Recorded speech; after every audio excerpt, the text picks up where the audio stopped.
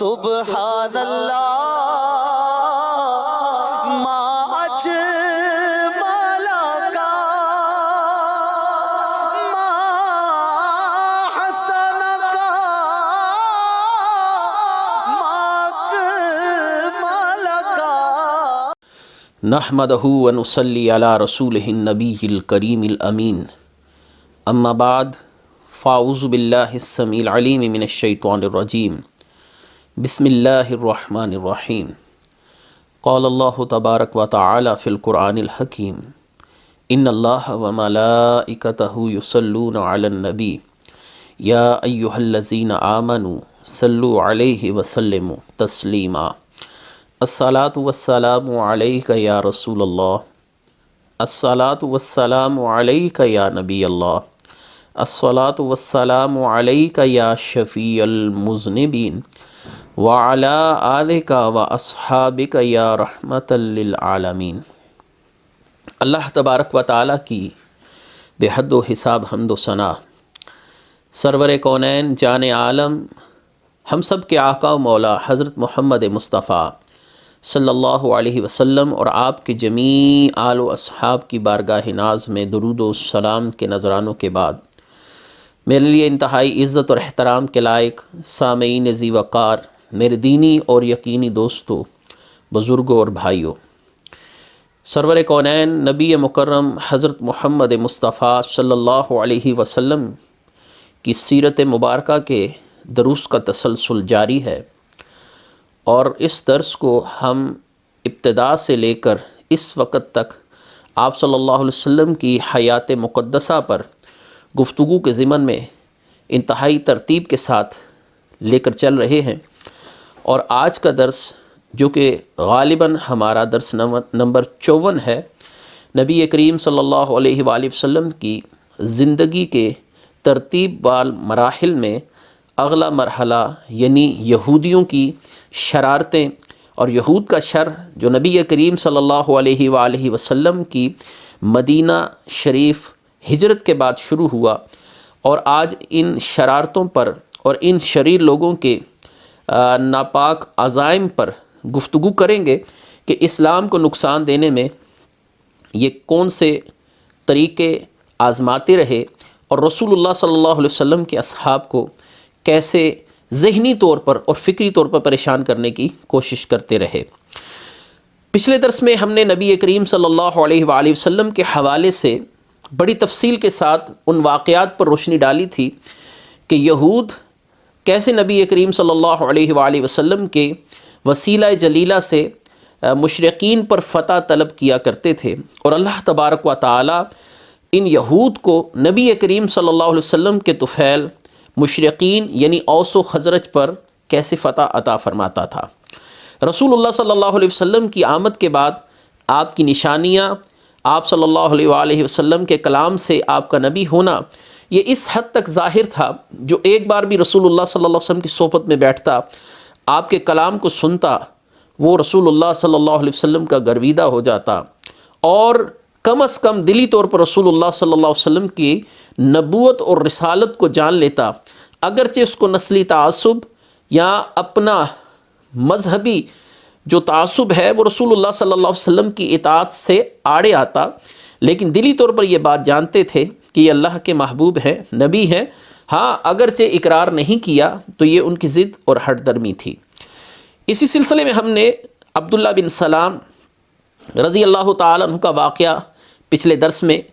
آپ کے سامنے پیش کیا، اور آخری واقعہ مغیرق جو یہودی تھا، اس کا نبی کریم صلی اللہ علیہ وسلم کی غلامی میں اپنی جان احد کی غزوے میں آ کر اللہ کی بارگاہ میں پیش کر دینا،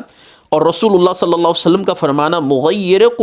خیر یہود، مغیرق بہترین یہودی تھا جس نے معرفت مصطفیٰ سے وہ مقام پایا کہ دیگر یہود اس مقام پر فائز نہ ہو سکے۔ نبی کریم صلی اللہ علیہ وآلہ وسلم آپ کی دعوت کو بڑھتے ہوئے دیکھ کر اور آپ صلی اللہ علیہ وسلم کا اثر و رسوخ اسلام کے اندر لوگوں کا بہت زیادہ رغبت رکھنا اور اسلام کی طرف مائل ہونا، یہ یہودیوں کے لیے انتہائی تکلیف دہ مرحلہ تھا۔ یہودیوں کو ایک ذہنی طور پر فوقیت اور سبقت حاصل تھی کہ یہ اہل کتاب ہیں اور یہاں پر رہنے والی قدیم قوم ہے جو یہاں کے تہذیب، تمدن اور یہاں پر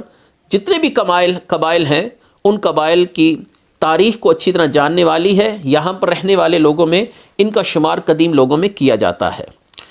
یہودیوں کو یہ بات کیوں کر گوارا ہو سکتی ہے کہ ایک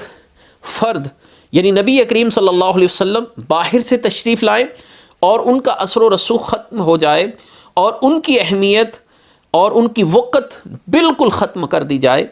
تو یہ وہ اصل میں مسئلہ تھا جس نے یہودیوں کے دل میں اسلام کے خلاف حسد، بغض اور کینہ پیدا کیا۔ آج ہم یہودیوں کی ان شرارتوں کی طرف آپ کی توجہ دلائیں گے جو نبی کریم صلی اللہ علیہ وسلم کو ابتدائی دور میں پیش آئی اور یہودیوں نے مسلمانوں کو ذہنی طور پر کیسے پریشان کرنے کے لیے مختلف قسم کے منصوبے تیار کیے۔ پہلا واقعہ نبی کریم صلی اللہ علیہ وآلہ وسلم کی آمد سے اوس و خزرج جو کہ آپس میں دیرینہ دشمن تھے اور آپس کے اندر ان کی کئی جنگیں ایسی ہو چکی تھی جن کے اندر دونوں قبائل کو جانی اور مالی طور پر کثیر نقصان کا سامنا کرنا پڑا تھا۔ انہی جنگوں میں جو سب سے مشہور جنگ ہے وہ جنگ بوعاس ہے۔ جنگ بوعاس کے اندر اوس اور خزرج دونوں فریقین کو بہت زیادہ نقصان اٹھانا پڑا۔ یہ دونوں قبائل مشرقین کے قبائل تھے اور یہودی اس بات کو ایک آنکھ نہیں بھا رہے تھے، یعنی اس بات کو پسند نہیں کر رہے تھے۔ یہ بات ان کو ایک آنکھ نہیں بھاتی تھی کہ اوس و خزرج کے لوگ جو آپس میں دیرینہ دشمن ہیں اور اپنے فیصلوں کو لے کر ہمارے پاس آتے ہیں، یہودیوں کے پاس جاتے ہیں اور یہودیوں کو فیصلے سونپ دیے جاتے ہیں کہ تم فیصلہ کرو کہ اس مسئلے میں اوس حق پر ہیں یا خزرج حق پر ہیں۔ تو یہودیوں کی اس مسئلے میں اجارہ داری ختم ہو رہی تھی کیونکہ اوس اور خزرج کے لوگ کثرت کے ساتھ اسلام کی فصاحت و بلاغت، اسلام کے اندر انسانی جو متوازن قوانین بیان کیے گئے تھے اور انسان کو ایک یکساں طور پر حقوق ادا کرنے کے لیے دوسرے انسان کے لیے ابھارا گیا تھا کہ ہر انسان آپس میں برابر ہے، کسی انسان کو کسی انسان پر فوقیت نہیں ہے، لہذا اسلام کے ایسے قوانین اوس و خزرج میں موجود لوگوں کے دلوں کو اپنی طرف کھینچ رہے تھے کہ یہ بہت اچھا دین ہے جس کے اندر خدا واحدہ لا شریک کی عبادت کی دعوت بھی دی جا رہی ہے اور انسانی اخلاقی قدروں اور انسان کے آپس کے اندر معاشرتی توازن کو بھی برقرار رکھا گیا ہے۔ تو اسلام کا حسن ہی ایسا تھا کہ ہر انسان کو اپنی طرف کھینچ رہا تھا، لہٰذا اوس و خزرج کے کثیر لوگ مسلمان ہو رہے تھے اور آپس میں یہ جو قبیلے دیرینہ دشمنی سے ایک دوسرے کے ساتھ کافی عرصے سے معاملات کرتے آ رہے تھے، جنگی معاملات تھے، اب یہی آپس میں شیر و شکر ہو چکے تھے۔ تو اب یہودیوں میں ایک شخص شاس بن قیس جو بڑا ہی خبیث الفطرت یہودی تھا، اس کو رسول اللہ صلی اللہ علیہ وآلہ وسلم کی ذات والا صفات قطعاً پسند نہیں تھی اور مسلمانوں کو وہ آپس میں لڑانے کے لیے کوئی نہ کوئی موقع تلاش کرتا رہتا تھا۔ تو لہٰذا شاس بن قیس نے دیکھا کہ چند نوجوان جن کا تعلق قبیلہ اوس کے ساتھ ہے اور چند نوجوان جن کا تعلق قبیلہ خزرج کے ساتھ ہے، یہ آپس میں بیٹھے آپسی شیر و شکر ہوئے، ایک دوسرے کے ساتھ محبت کے ساتھ گفتگو کر رہے ہیں۔ شاس بن قیس کو یہ بات قطعاً گوارا نہ ہوئی تو اس نے ایک ناپاک منصوبہ سوچا کہ کیوں نہ ان کو اس جنگ کی یاد کرائی جائے کہ جب ان دونوں قبائل کے لوگ آپس میں جنگ کی حالت میں آئے تھے اور ایک دوسرے کا کثیر جانی اور مالی نقصان کیا تھا، اور آج ان کو اسی موقع کی یاد کرا کر ان کو دوبارہ آپس میں دستوں کی ربان کر دیا جائے۔ تو شاس بن قیس نے ایک منصوبہ سوچا اور ایک نوجوان کو جو یہودی تھا ان کو اس نوجوانوں کے ساتھ بٹھا کر جنگ بوعاس کا ذکر شروع کروا دیا اور خود جنگ بوعاس کے اندر ہونے والے جو معاملات تھے ان کو اتنی فصاحت کے ساتھ بیان کرنا شروع کیا کہ فلاں کا بھی فلاں شخص قتل ہو گیا تھا، فلاں کا فلاں شخص قتل ہو گیا تھا، اگر میں ہوتا تو میں اس چیز کا ایسے بدلہ لیتا، اگر میں یوں کرتا اور میں اس کا رد عمل یوں ظاہر کرتا۔ اس کا مقصد اصل میں ان دو قبائل کے جو نوجوان ہیں جو آپس میں مسلمان ہو کر آپس میں شیر و شکر ہو چکے ہیں، ان کو آپس میں اسی جنگ کی یاد کروا کر آپس میں دست و گریبان کرنا ہے تاکہ مسلمان آپس میں جھگڑ پڑے. اور اس کی یہ ترغیب کامیاب ہوئی، اور وہ صحابہ کرام جو ابھی نو مسلم تھے، قیس بن شاس کی اس سازش کو سمجھ نہ سکے اور آپس میں مشتعل ہو کر آپس میں انہوں نے آستینیں چڑھا لی اور ایک دوسرے کے لیے تلواریں میانوں سے باہر نکل آئیں. جب نبی کریم صلی اللہ علیہ وآلہ وسلم کو اس صورتحال کا علم ہوا تو آپ صلی اللہ علیہ وآلہ وسلم صحابہ کرام کی ایک کثیر جماعت کے ساتھ اس مقام پر خود تشریف لائے اور آپ نے بڑے ہی خوبصورت طریقے سے اس صورتحال کو قابو کیا. یہ یہودیوں کی شرارتیں تھیں، یہودیوں کے ناپاک عزائم تھے جو اسلام کو ابتداً مختلف صورتوں میں دیکھنے پڑ رہے تھے. آپ صلی اللہ علیہ وسلم نے ارشاد فرمایا، یا معاشر المسلمین اللہ اللہ ابدع الجاہلیت وانا بین اظہرکم بعد انا ہداکم اللہ للاسلام واکرمکم بہ وقطع بہ عنکم امر الجاہلیت واستنقذکم بہ من الکفر والف بہ بین قلوبکم فترجعون الی کنتم علیہ کفارا او کما قال رسول اللہ صلی اللہ علیہ وسلم. اے مسلمانوں کے گروہ، اللہ سے ڈرو، اللہ سے ڈرو. کیا تم جاہلیت کا نعرہ بلند کرنے لگے ہو؟ اسی جاہلیت کی سوچ میں دوبارہ مستغرق ہو گئے ہو؟ حالانکہ میں تمہارے درمیان موجود ہوں. اس کے بعد اللہ تعالیٰ نے اسلام کے ذریعے تمہیں ہدایت دی، تمہیں اس کے ذریعے عزت عطا فرمائی اور جاہلیت کی کشمکش سے تمہیں نجات عطا کی اور کفر سے تمہیں بچا لیا، تمہارے دلوں کو رشتہ الفت میں پرو دیا. اس کے بعد تم کیا پھر کفر کی طرف لوٹ جانا چاہتے ہو؟ ارشادات نبوت سنتے ہی دوبارہ صحابہ کرام کو اپنی اس غلطی کا احساس ہوا اور انہیں انتہائی ندامت محسوس ہوئی، اور اس ندامت سے ان کی آنکھوں سے آنسو بہہ نکلے. ایک دوسرے کو گلے لگا کر ایک دوسرے سے معافیاں طلب کی اور باہمی شیر و شکر ہو کر حضور صلی اللہ علیہ وسلم کی اطاعت اور فرما بردار غلاموں کی طرح زندگی بسر کرنے لگے. اللہ تبارک و تعالی نے یہودیوں کی اس شر انگیزی کا ذکر سورہ آل عمران آیت نمبر 100 کے اندر کیا ہے. یا ایھا الذین آمنوا ان تطیعوا فریقا من الذین اوتوا الکتاب یردوکم بعد ایمانکم کافرین. اے ایمان والو، اگر تم کہنا مانو گے ایک گروہ کا اہل کتاب سے تو نتیجتاً یہ ہوگا کہ تمہیں وہ دوبارہ اپنے پرانے دین کی طرف پھیر دیں گے اور تمہیں تمہارے ایمان قبول کرنے کے بعد کافروں میں کر دیں گے. اللہ تبارک و تعالی نے مزید سورہ آل عمران آیت نمبر 101 کے اندر اسی صورتحال پر جو آیات نازل ہوئی اس میں ارشاد فرمایا، وَكَيْفَ تَكْفُرُونَ وَأَنْتُمْ تُتْلَى عَلَيْكُمْ آيَاتُ اللَّهِ وَفِيكُمْ رَسُولُهُ وَمَنْ يَعْتَصِمْ بِاللَّهِ فَقَدْ هُدِيَ إِلَى صِرَاطٍ مُسْتَقِيمٍ. یہ کیسے ہو سکتا ہے کہ تم اب پھر کفر کرنے لگو حالانکہ تم وہ ہو کہ پڑھی جاتی ہیں تم پر اللہ کی آیات، تم میں اللہ کے رسول تشریف فرما ہے. جو مضبوطی سے پکڑتا ہے اللہ کے دامن کو تو ضرور پہنچایا جاتا ہے اسے سیدھی راہ تک. مزید اللہ تبارک و تعالی نے اپنے محبوب کے غلاموں کو ایک اور احسان یاد کروایا.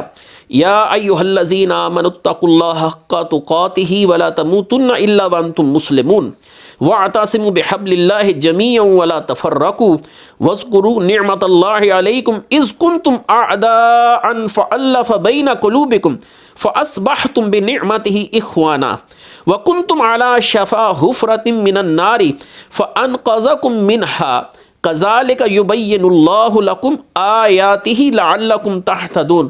اے ایمان والو، ڈرو اللہ سے جیسے اس سے ڈرنے کا حق ہے، اور خبردار نہ مرنا اس حال میں کہ تم مسلمان ہو،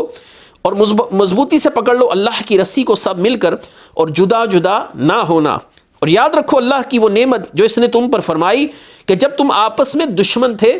بس اس نے الفت پیدا کر دی تمہارے دلوں میں، تو بن گئے تم اس کے احسان سے بھائی بھائی، اور تم کھڑے تھے دوزخ کے گھڑے پر تو اس نے بچا لیا تمہیں اس میں گرنے سے. یوں ہی بیان کرتا ہے اللہ تعالیٰ تمہارے لیے اپنی آیات تاکہ تم ہدایت پر ثابت قدم رہو. اللہ تبارک و تعالیٰ نے مزید سورہ آل عمران آیت نمبر 104 اور 105 میں اسی صورتحال کو مزید بیان فرمایا وَلَا تَكُونُوا كَالَّذِينَ تَفَرَّقُوا وَاخْتَلَفُوا مِن بَعْدِ مَا جَاءَهُمُ الْبَيِّنَاتُ وَأُولَٰئِكَ لَهُمْ عَذَابٌ عَظِيمٌ، اور نہ ہو جانا ان لوگوں کی طرح جو فرقوں میں بٹ گئے اور اختلاف کرنے لگے، اس کے بعد جب بھی آ چکی تھی ان کے پاس روشن نشانیاں، ان لوگوں کے لیے عذاب ہے بہت بڑا۔ تو یہودیوں کا رسول اللہ صلی اللہ علیہ وسلم کے صحابہ کو پرانی صورتحال یاد کروا کر اشتعال دلوانا، یہ ان کی ایک شرارت تھی، ایک ناپاک منصوبہ تھا جس کو نبی کریم صلی اللہ علیہ وسلم نے بر وقت پہنچ کر ناکام کر دیا۔ اللہ تبارک و تعالیٰ نے اپنے محبوب کے غلاموں کو وہ احسان یاد کرایا کہ تم اب مسلمان ہو، اور تمہیں یہ زیب نہیں دیتا کہ دور جاہلیت کے معاملات کو لے کر ایک دوسرے کے ساتھ دست و گریبان ہو جاؤ۔ اللہ تعالیٰ نے تم پر احسان فرمایا، فَأَلَّفَ بَيْنَ قُلُوبِكُمْ، اللہ تعالیٰ نے تمہارے دلوں میں ایک دوسرے کے لیے محبت پیدا فرما دی ہے، اب تم آپس میں بھائی بھائی ہو، ایک لڑی کے اندر پرو دیے گئے ہو، تمہارا رب ایک ہے، رسول ایک ہے، کتاب ایک ہے، تمہارا منشور ایک ہے، تمہاری زندگیوں کا ضابطہ حیات ایک ہے، اب آپس میں ایک دوسرے سے دست و گریبان ہونا یہ تمہیں زیب نہیں دیتا۔ اسی طرح کی دوسری صورتحال یہودیوں کا دوسرا ناپاک منصوبہ، یا ان منصوبوں میں سے چند منصوبے میں بیان کر رہا ہوں جو یہودی عمومی طور پر مسلمانوں پر آزما رہے تھے تاکہ مسلمان ذہنی طور پر تشکیک کا شکار ہوں، آپس میں پریشان ہوں، رسول اللہ صلی اللہ علیہ وسلم کی نبوت اور رسالت پر ان کا شک و شبہ جاری ہو جائے، وارد کریں شک شبہ۔ تو نبی کریم صلی اللہ علیہ وآلہ وسلم کی غلامی میں آنے والے جو یہودی رسول اللہ صلی اللہ علیہ وسلم کی نشانیوں اور آپ صلی اللہ علیہ وآلہ وسلم کی گفتگو کو سن کر آپ کی رسالت اور آپ کی نبوت کی گواہی دیتے تھے، تو یہودی خود ان یہودیوں کے مخالف ہو گئے، بالخصوص ان یہودیوں کے جنہوں نے اسلام قبول کر لیا تھا۔ یہودیوں کو ایک تکلیف تو یہ تھی کہ ایک تو یہ رسول اللہ صلی اللہ علیہ وسلم کی رسالت اور نبوت کی گواہی دے رہے ہیں، تو یہ ہمیں جھٹلا رہے ہیں، ہم تو ماننے کو ہی تیار نہیں کہ محمد اللہ کے رسول ہے۔ جب ہمارے اپنے بھائی اس بات کی گواہی دیں گے تو لوگ ہمیں جھوٹا کہیں گے۔ یہودیوں کے لیے یہ بات بڑی تکلیف دہ تھی۔ اور دوسرا، اپنے گروہ کے اندر سے یہودیوں کا نکل جانا، رسول اللہ صلی اللہ علیہ وسلم کی اطاعت میں جانا، یہ ان کو قطعاً گوارا نہیں تھا۔ لہٰذا عبداللہ بن سلام رضی اللہ تعالیٰ عنہ، ثعلبہ بن اسید بن سعیہ، اسد بن عبید وغیرہم جیسی ہستیوں پر ان کے الزامات سنیے کہ انہوں نے کیا کہا۔ یہ یہودیوں کا الزام ہے ان صحابہ پر جو یہودیت چھوڑ کر مسلمان ہوئے۔ کہنے لگے ما آمن بمحمد ولا اتبعہ الا شرارنا ولو كانوا من اخیارنا ما ترکوا دین آبائہم وذهبوا الى دین غیرہ۔ یہ جو لوگ محمد صلی اللہ علیہ وسلم پر ایمان لائے ہیں، یہ تو ہم میں سے شرارتی لوگ ہیں، شریر قسم کے لوگ ہیں۔ اگر شریف ہوتے تو اپنے باپ دادا کا دین نہ چھوڑتے، اس دین کو خیر بات نہ کہتے جو ان کا آبائی دین ہے۔ یعنی یہودیت کو کیوں چھوڑا؟ یہ اللہ تبارک و تعالیٰ کے محبوب کی اطاعت میں آنے والوں پر الزامات تھے کہ یہ شریر لوگ ہیں، شیطان لوگ ہیں۔ اللہ تبارک و تعالیٰ نے اپنے محبوب کے ان غلاموں کے حق میں بھی آیات قرآنی کا نزول فرمایا۔ لیسوا سواء من اہل الکتاب امۃ قائمۃ یتلون آیات اللہ آناء اللیل وہم یسجدون یؤمنون باللہ والیوم الآخر ویأمرون بالمعروف وینہون عن المنکر ویسارعون فی الخیرات واولئک من الصالحین۔ سورہ آل عمران آیت نمبر 113 اور 114۔ یہودیوں کا دوسرا ناپاک منصوبہ ان لوگوں کو شریر مشہور کر دیا جائے جو مسلمان ہوئے۔ اللہ تعالیٰ نے اس موقع پر بھی اپنے محبوب کریم صلی اللہ علیہ وسلم کے غلاموں پر احسان فرمایا اور ان لوگوں کی شان اور عظمت بیان فرمائی۔ لیسوا سواء من اہل الکتاب، سب یکساں نہیں اہل کتاب سے، ایک گروہ حق پر قائم ہے، یہ تلاوت کرتے ہیں اللہ تعالیٰ کی آیات کی رات کے اوقات میں اور سجدہ کرتے ہیں، ایمان رکھتے ہیں اللہ پر، روز آخرت پر، حکم دیتے ہیں بھلائی کا اور منع کرتے ہیں برائی سے، اور جلدی کرتے ہیں نیکیوں میں، اور یہ لوگ نیکوں کاروں میں سے ہیں۔ اللہ تعالیٰ نے فرمایا یہودی جھوٹ بول رہے ہیں، یہ ان کا کلام کہ یہ لوگ شریر ہیں، شرارتی ہیں، شیطان ہیں، یہ سراسر بکواس ہے۔ اللہ تعالیٰ نے فرمایا یہ تو وہ لوگ ہیں جو اللہ کی آیتوں کی تلاوت کرتے ہیں، رات کے اوقات میں سجدے کرتے ہیں، ایمان رکھتے ہیں اللہ پر، روز آخرت پر، بھلائی کا حکم دیتے ہیں، برائی سے منع کرتے ہیں، اور یہی لوگ نیکوکار ہیں. اولئک من الصالحین. سبحان اللہ. رسول اللہ صلی اللہ علیہ وسلم کے غلاموں کی شان دیکھیے کہ ان پر اعتراض ہوا تو اللہ تبارک و تعالی نے ان غلاموں کی عظمتوں کو کیسے کھول کھول کر بیان فرمایا. تیسرا واقعہ نبی کریم صلی اللہ علیہ وآلہ وسلم کے صحابہ کرام میں جو امتیازی شان رکھنے والے صحابہ ہیں ان صحابہ کے کردار پر کیچڑ اچھالنا.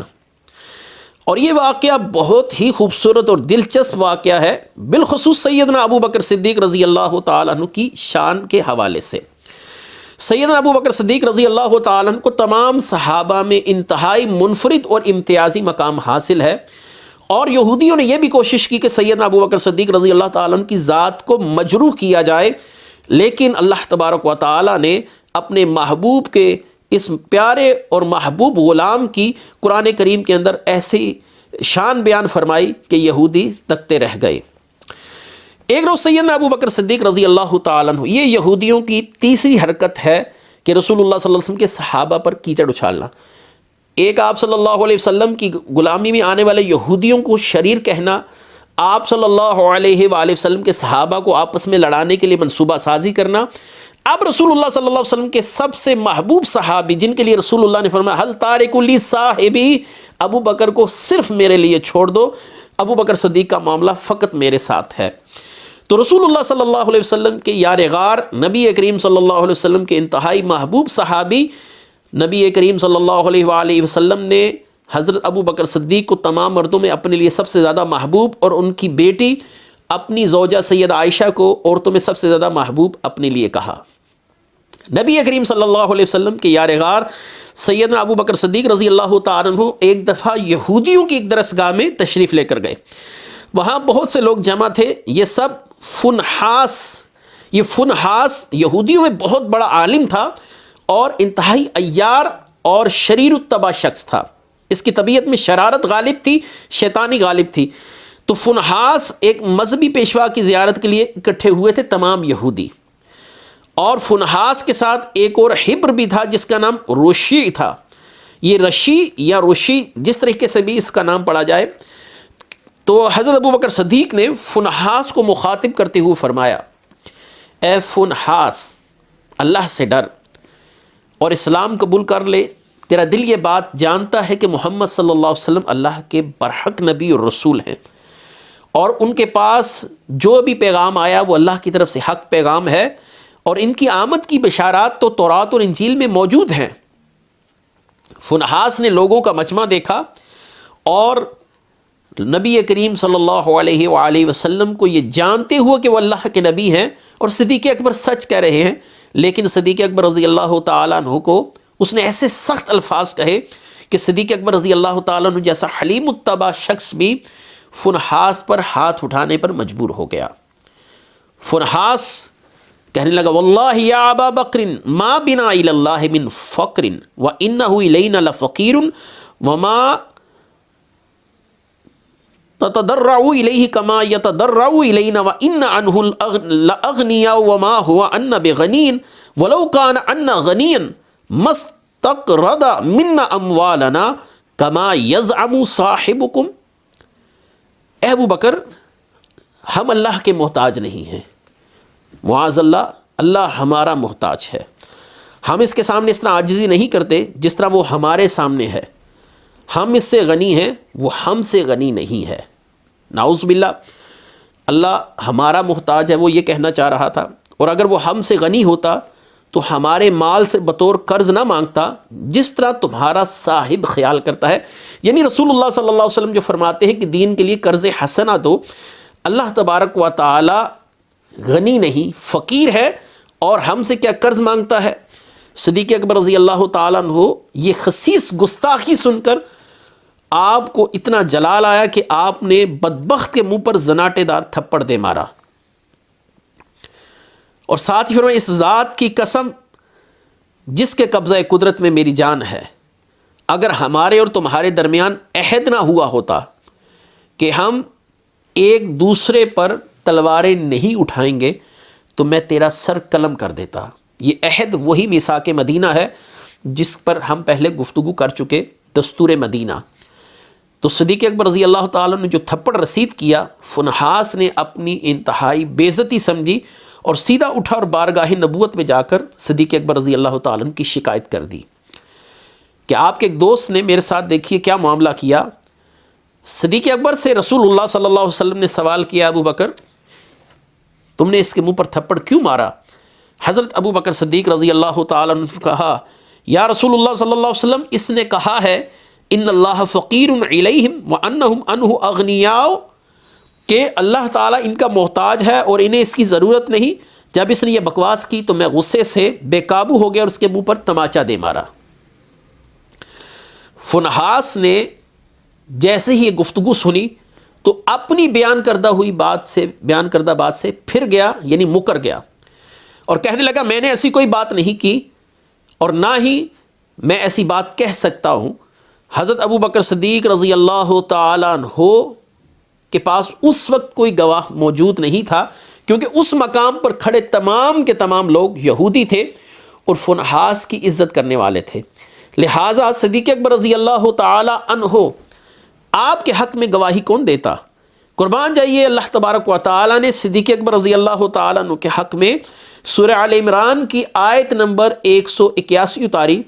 اللہ تبارک و تعالیٰ نے فرمایا، اے محبوب آپ ان سے کہہ دیجئے، کسی نے سنا یا نہیں سنا، اللہ نے خود یہ سنا ہے کہ ابو بکر صدیق سے اس نے یہ بات کہی ہے۔ سنیے قرآن کریم، لقد سمع اللہ قول الذین قالوا ان اللہ فقیر ونحن اغنیاء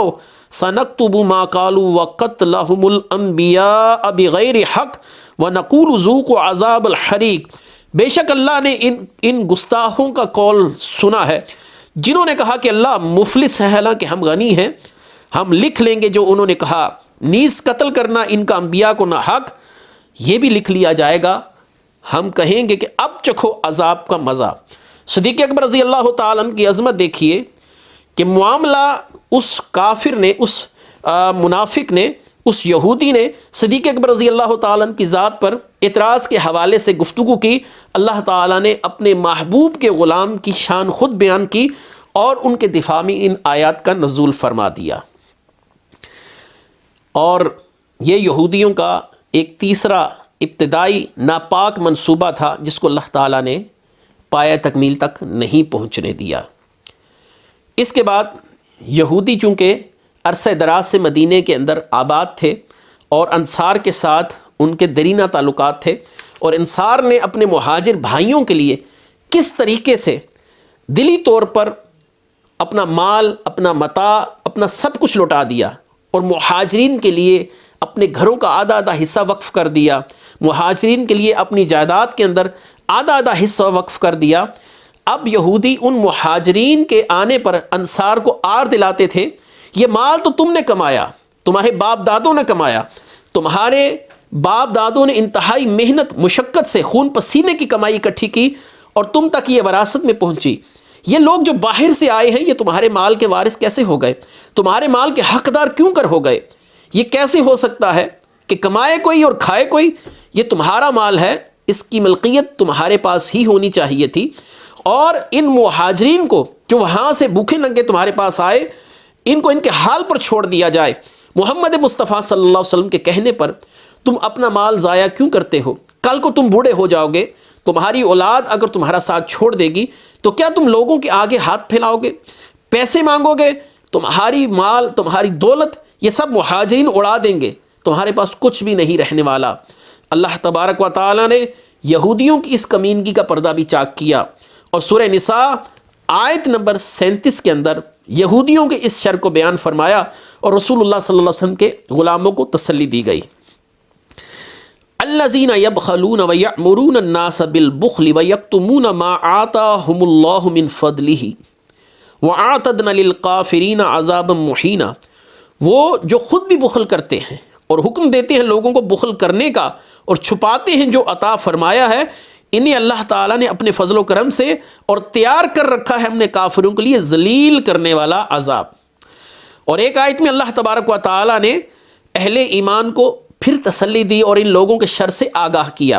وَمَاذَا عَلَيْهِمْ لَوْ آمَنُوا بِاللَّهِ وَالْيَوْمِ الْآخِرِ وَأَنفَقُوا مِمَّا رَزَقَهُمُ اللَّهُ وَقَانَ اللَّهُ بِهِمْ عَلِيمًا، اور کیا نقصان ہوتا ان کا اگر وہ ایمان لاتے اللہ تعالیٰ پر، روز آخرت پر، خرچ کرتے جو اس نے دیا ہے انہیں اللہ نے، اور اللہ تعالیٰ ان سے خوب واقف ہے۔ یہودیوں کا یہ ناپاک منصوبہ بھی اللہ تبارک و تعالیٰ کے فضل و کرم سے ناپاک منصوبہ پایہ تکمیل تک نہیں پہنچ سکا۔ اس کے بعد یہودیوں کا ایک شر اور بھی ہے جس کو وہ مسلمانوں کے اندر پھیلانے کے لیے بے قرار تھے، اور رسول اللہ صلی اللہ علیہ وآلہ وسلم کا برملا انکار کر رہے تھے۔ جنگ احد کے بعد کعب بن اشرف اور ابن اخطب یہ دونوں یہودی کفار کو مسلمانوں پر حملہ کرنے کے لیے، اکسانے کے لیے اہتمام کر رہے تھے کہ تمہیں وہ شکست اٹھانی پڑی، تمہیں اپنی لاشیں چھوڑ کر بھاگنا پڑا، یہ ہوا وہ ہوا، ان کو اشتعال دلوا رہے تھے تاکہ یہ لوگ مسلمانوں پر حملہ کریں۔ جبکہ دستور مدینہ کے اندر یہ بات لکھی جا چکی تھی کہ مسلمان یہودیوں کے کسی دشمن کا ساتھ نہیں دیں گے، اور یہودی مسلمانوں کے کسی دشمن کا ساتھ نہیں دیں گے، اور بوقت ضرورت ایک دوسرے کے دفاع میں تلوار نکال کر لڑیں گے۔ لیکن مسلمانوں کے مفادات اور مسلمانوں کے فوائد کو دیکھتے ہوئے یہودیوں کو نبی کریم صلی اللہ علیہ وسلم اور آپ کے اصحاب کا مدینے میں آرام سے رہنا قطعاً پسند نہیں آیا، اور انہوں نے احد کے بعد ابو سفیان کو اکسانے کے لیے باقاعدہ اہتمام کیا تاکہ وہ مسلمانوں پر حملہ کریں۔ ابو سفیان نے ابن اخطب سے اور کعب بن اشرف سے پوچھا کہ تم لوگ تو اہل کتاب ہو اور محمد صلی اللہ علیہ وسلم بھی اہل کتاب ہیں، تو پھر تم ہمارا ساتھ کیوں دینا چاہتے ہو، جبکہ تمہارا قلبی رجحان محمد صلی اللہ علیہ وسلم اور آپ کے اصحاب کی طرف ہونا چاہیے۔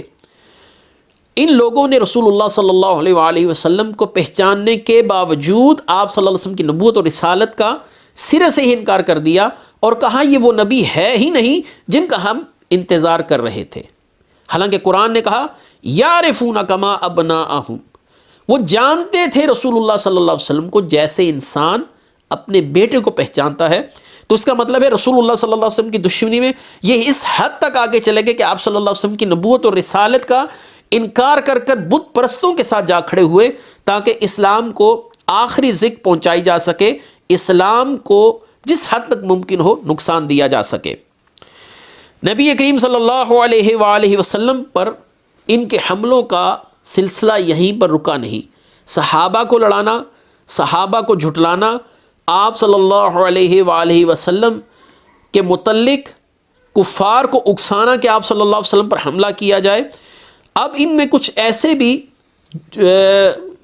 لوگ موجود تھے جو رسول اللہ صلی اللہ علیہ وسلم کے سامنے آ کر برملا رسول اللہ صلی اللہ علیہ وسلم کی نبوت اور رسالت کا انکار کر رہے تھے، جیسے کہ سکین اور عدی بن زید، دو یہودی رسول اللہ صلی اللہ علیہ وسلم کے پاس آئے اور کہنے لگے یا محمد ما نعلم ان اللہ انزل علی بشر من شیء بعد موسیٰ، ہم نہیں جانتے کہ موسیٰ علیہ السلام کے بعد اللہ تبارک و تعالیٰ نے کسی بشر پر کوئی کلام اتارا ہو، اور آپ کو یہ حق قطعاً نہیں پہنچتا کہ آپ دعویٰ نبوت کریں اور یہ کہیں کہ مجھے آسمان سے وحی جو ہے مجھ پر نازل ہوتی ہے۔ نبی کریم صلی اللہ علیہ وآلہ وسلم سے جیسے ان لوگوں نے یہ گفتگو کی، اللہ تعالیٰ نے آپ صلی اللہ علیہ وسلم پر ان آیات کا نزول فرمایا، اِنَّا أَوْحَيْنَا إِلَيْكَ كَمَا أَوْحَيْنَا إِلَى نُوحٍ وَالنَّبِيِّينَ مِن بَعْدِهِ وَأَوْحَيْنَا إِلَى إِبْرَاهِيمَ وَإِسْمَاعِيلَ وَإِسْحَاقَ وَيَعْقُوبَ وَالْأَسْبَاطِ وَعِيسَى وَأَيُّوبَ وَيُونُسَ وَهَارُونَ وَسُلَيْمَانَ وَآتَيْنَا دَاوُودَ الزَّبُورَ، بے شک ہم نے وہی بھیجی آپ کی طرف جیسے وہی بھیجی ہم نے نوح کی طرف، ان نبیوں کی طرف جو نوح کے بعد آئے، ہم نے ابراہیم، اسماعیل، اسحاق، یعقوب اور ان کے بیٹوں، اور عیسیٰ، ایوب، یونس، ہارون اور سلیمان کی طرف، اور ہم نے عطا فرمائی داؤد کو زبور۔ نبی کریم صلی اللہ علیہ وسلم کی زبان اقدس سے جب حضرت عیسیٰ علیہ السلام کا ذکر سنا تو یہ لوگ اور بگڑ گئے، کیونکہ یہ حضرت عیسیٰ علیہ السلام کو نبی ماننے پر تیار ہی نہ تھے۔ انہوں نے کہا اے محمد صلی اللہ علیہ وآلہ وسلم، ہم آپ کو نہ نبی مانتے ہیں، نہ آپ کی تصدیق کرتے ہیں، نہ ہی اس شخص کی تصدیق کریں گے جو عیسیٰ علیہ السلام کو اللہ کا نبی کہے گا۔ یہودیوں کی ایک جماعت نبی کریم صلی اللہ علیہ وآلہ وسلم کی خدمت میں آئی اور سرور عالم ان کو فرمایا بخدا تم جانتے ہو کہ میں اللہ کا رسول ہوں، برحق نبی ہوں۔ وہ کہنے لگے ہمیں اس بات کا قطعاً کوئی علم نہیں۔ اللہ تعالیٰ نے سورہ نساء آیت نمبر 166 میں فرمایا اے محبوب صلی اللہ علیہ وسلم لَقِنِ اللَّهُ يَشْهَدُ بِمَا أَنزَلَ إِلَيْكَ أَنزَلَهُ بِعِلْمِهِ وَالْمَلَائِكَةُ يَشْهَدُونَ وَكَفَى بِاللَّهِ شَهِيدًا۔ کوئی تسلیم کرے یا نہ کرے ان کی اپنی مرضی ہے، اللہ گواہی دیتا ہے اس کی کتاب کے ذریعے جو اس نے آپ کی طرف اتاری کہ اس نے اسے اتارا ہے اپنے علم سے، فرشتے بھی گواہی دیتے ہیں اور کافی اللہ تعالیٰ بطور گواہ۔ نبی کریم صلی اللہ علیہ وآلہ وسلم کو شہید کرنے کے لیے بھی یہودیوں نے آپ صلی اللہ علیہ وسلم پر عملی طور پر حملہ کرنے کی کوشش کی۔ جب بنو نذیر قبیلے کے پاس نبی کریم صلی اللہ علیہ وسلم تشریف لے کر گئے تو اس قبیلے کے افراد نے آپ کو ایک اونچی دیوار کے ساتھ زمین کے اوپر جو چٹائی تھی اس کے اوپر بٹھایا، اور ان کا پروگرام یہ تھا کہ اوپر سے ایک بھاری پتھر پھینکا جائے جو نبی کریم صلی اللہ علیہ وسلم کی معاذ اللہ شہادت کا سبب بن جائے۔ لیکن اللہ تعالیٰ نے اپنے محبوب کو ان کے ناپاک ارادے سے مطلع فرمایا اور آپ صلی اللہ علیہ وسلم وہاں سے اٹھ کر تشریف لے گئے۔ اللہ تبارک و تعالیٰ نے سورہ مائدہ آیت نمبر 11 کے اندر اپنے محبوب صلی اللہ علیہ وآلہ وسلم کی سلامتی کا احسان قیامت تک آنے والے غلامان مصطفیٰ پر یوں فرمایا یا ایھا الذین آمنوا اذکروا نعمت اللہ علیکم اذ ہم قوم ان یبسطوا الیکم ایدیہم فکف ایدیہم عنکم واتقوا اللہ وعلی اللہ فلیتوکل المؤمنون۔ اے ایمان والو یاد کرو اللہ کی نعمت جو تم پر ہوئی جب پختہ ارادہ کر لیا تھا ایک قوم نے کہ بڑھائیں تمہاری طرف اپنے ہاتھ، یعنی نبی کریم صلی اللہ علیہ وسلم کو شہید کریں، تو اللہ نے روک دیا ان کے ہاتھوں کو تم سے، اور ڈرتے رہا کرو اللہ سے۔ اللہ تبارک و تعالی پر ہی بھروسہ کرنا چاہیے ایمان والوں کو۔ نبی کریم صلی اللہ علیہ وآلہ وسلم کو جس یہودی قوم کے ساتھ واسطہ پڑا تھا وہ رسول اللہ صلی اللہ علیہ وسلم کو نبی بھی نہیں مان رہی تھی، آپ کے صحابہ کو بھی ذہنی طور پر منتشر کر رہی تھی اور تشکیک کا شکار کر رہی تھی، کبھی صحابہ کو جھٹلا رہی تھی، کبھی صحابہ کو کہتی تھی کہ تم مہاجرین کی مدد نہ کرو، انصار صحابہ کے دلوں کے اندر شک کے بیچ بو رہی تھی، اور یہودی ایک اور خوش فہمی میں مبتلا تھے۔ ہمیں رسول اللہ صلی اللہ علیہ وسلم کی اتباع اور اطاعت کی ضرورت کیا ہے؟ ہم اللہ تعالیٰ کے لاڈلے فرزند اور پیارے دوست ہیں، ابناء اللہ و احباءہ، ہم اللہ کے محبوب ہیں، اللہ تعالیٰ کے لاڈلے ہیں۔ یہ سوچ بھی ان کو اسلام میں داخل ہونے سے روک رہی تھی کہ ہمیں کسی کی ضرورت نہیں، ہم سے اللہ تعالیٰ نے فلاح کا وعدہ کر لیا ہے، اللہ تعالیٰ کے محبوب ہیں۔ نبی کریم صلی اللہ علیہ وآلہ وسلم کے راستے میں یہودیوں نے جس طریقے سے کانٹے بچھائے اور اپنے ناپاک عزائم کو عملی جامہ پہنانے کے لیے مسلمانوں کو پریشان کرتے رہے، اللہ تعالیٰ نے ہر قدم پر نبی کریم صلی اللہ علیہ وسلم اور آپ کے اصحاب کی رہنمائی فرمائی، اور اللہ تعالیٰ نے ان کے ناپاک عزائم کو ناکام کر دیا۔ یعنی واقعات کا تسلسل جاری ہے انشاءاللہ العزیز۔ اگلی نشست میں ہم انشاءاللہ العزیز دیگر واقعات کو بھی بیان کریں گے، اور اس کے بعد نبی کریم صلی اللہ علیہ وسلم کی جو حکمت عملیاں تھیں ان کو بیان کیا جائے گا۔ وآخر دعوانا ان الحمد للہ رب العالمین۔